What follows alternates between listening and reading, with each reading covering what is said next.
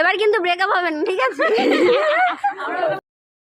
হালা রে হালা, হয়ে গেল আমার বন্ধুর বিয়ে। মানে ওই রেজিস্ট্রি ম্যারেজ হয়েছে, সমাজকে দেখিয়ে বিয়েটা এখনও পর্যন্ত বাকি আছে।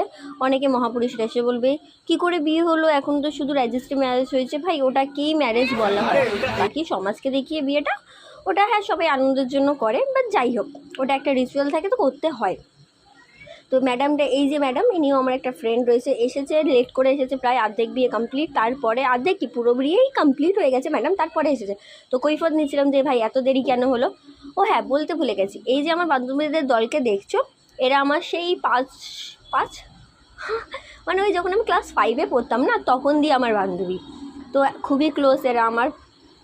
তো এখন সেরকম দেখা হয় না, বাট মানে যতটুকুই হয়, ওই পিকনিক করলাম একসাথে সেটুকুনি হয়, এর বেশি দেখা হয় না। ওই গ্রুপের মাধ্যমে যা কথা বলার সেটাই হয়।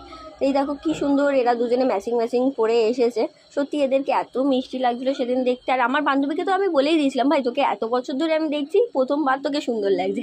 না না, সুন্দরও এমনিই আছে, বাট সেদিনকার ওকে আরও বেশি মিষ্টি লাগছে। তো যাই হোক, মেকআপটাও খুব সুন্দর ছিল। আর মেকআপ আর্টিস্টের দরকার পড়লে আমি বলে দেবো কে ছিল মেকআপ আর্টিস্ট, নিজে জেনে নিই। যাই হোক, তো সেদিনটা আমরা প্রচুর টোন কাটছিলাম যে ভাই এইভাবে মেলা পড়াবি না ওভাবে পড়াবি। সত্যি কী বলো তো, একসাথে বান্ধবীর মানে ওই একসাথে রেজাল্ট নেওয়া থেকে এখন একসাথে মানে ওরা বিয়ে করছে সেটা দেখা, যে রেজিস্ট্রি হচ্ছে, সেটা খুবই একটা আনন্দের ব্যাপার। মানে খুব ভালো লাগে যে কত বড় হয়ে গেলাম আস্তে আস্তে আমরা। তো এই যে বড়মশাই এখন বউয়ের ফটো তুলছে, নতুন নতুন তো, পরে বুঝবে ঠেলা। হ্যাঁ, ফটো মটো তোলার পর এখন আমরা ডিমান্ড করছিলাম যে কী খাওয়াবি বল।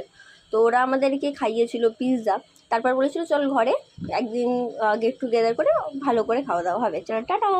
পরে বলছি